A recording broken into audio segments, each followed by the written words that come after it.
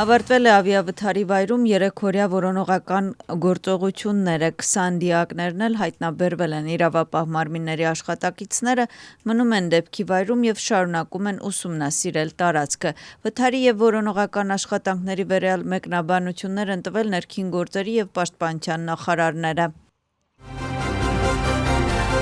Նախկին վարչապետ Գյորգի Գախարյայի դատական նիստը նշանակվել է այսօր ժամը 14:30-ին։ Վրաստանի դատախազությունը նրա մեղադրում է լիազորությունների չարաշահման և մարդկանց առողջությանը վնաս հասցնելու կազմակերպման մեջ։ Գործերը վերաբերում են 2019 թվականի հունիսի 20-ից 21-ի և Չորչանայի դեպքերին։ Մեղադրանքը ճանաչելու դեպքում նախկին վարչապետին սպառնում է 13 տարի ժամկետով ազատազրկում։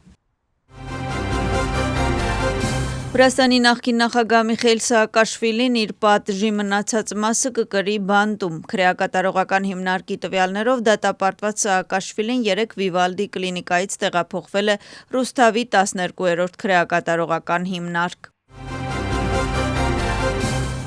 Մանրամասնել են ազգային շարժման անդամ Մուրթազ Զոդելավայի դեմ մեղադրանքները։ Իրավապաշտպանի խոսքով Զոդելավան չի ճանաչում նշված անձանց և որևէ կապ կամ շփում չի ունեցել նրանց հետ։ Մայա Մումլաձեի խոսքով մեղադրանքը ներառում է նաև քարոզչական նյութերի տարածում։ Մուրթազ Զոդելավան մեղադրվում է խմբով ռազմավարական և հատուկ նշանակության օբյեկտներ գրավելու և արգելափակելու փորձ կատարելու, խմբային բռնության կազմակերպելու և ղեկավարելու, ինչպես նաև Վրաստանի սահմանադրական կարգը բռնի կերպով փոխելու և պետական իշխանությունը տապալելու կոչ անելու մեջ։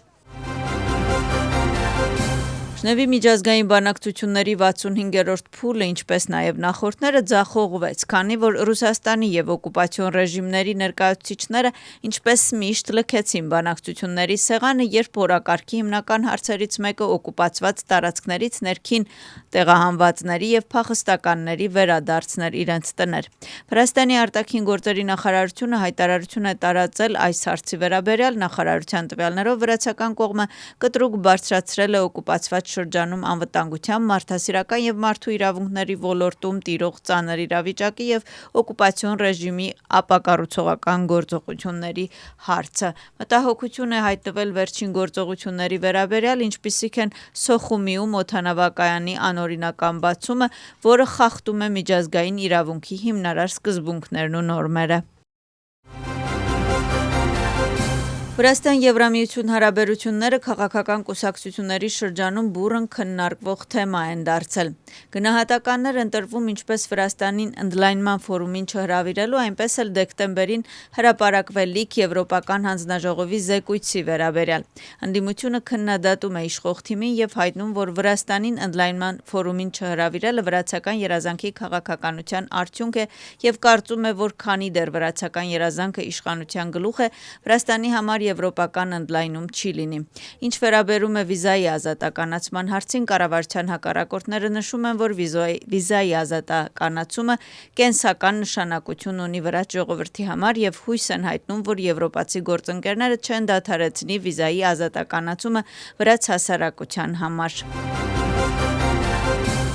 Երբ նույնիսկ ԱՄՆ-ի պետքարտուղարը ստիպված է հրապարակայնորեն Բրյուսելին մատնանշել, որ այն պետք է զերծ մնա այլ երկրների մասին դիտողություններ անելուց, պարզ է, որ Բրյուսելը արդեն չափազանց խորն է մտել կեղծ բարոյախոսի դերի մեջ։ Այս մասին սոցցանցում գրառում է Վրաստանի խորհրդարանի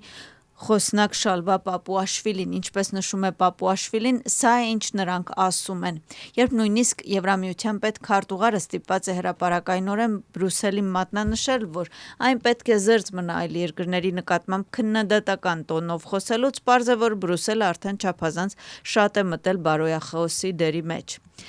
Եվրամիության պետքարտուղար Մարկո Ռուբիոն ասել է. «Ես չեմ կարծում, որ Եվրամիությունը իրավունք ունի որոշելու, թե ինչ է միջազգային իրավունքը, այն իրավունք չունի որոշելու, թե ինչպես է Միացյալ Նահանգները պաշտպանելու իր սեփական ազգային անվտանգությունը»։ Վրաստանը խորացնում է համագործակցությունը Չինաստանի հետ քաղաքացիական ավիացիայի ոլորտում։ Վրաստանի վերջերս Չինաստանի Ժողովրդական Հանրապետություն կատարած պետական այցի ժամանակ երկու երկրների միջև ստորագրվել է փոխըմբռնման հուշագիր օդային մետաքսի ճանապարհի զարգացման վերաբերյալ։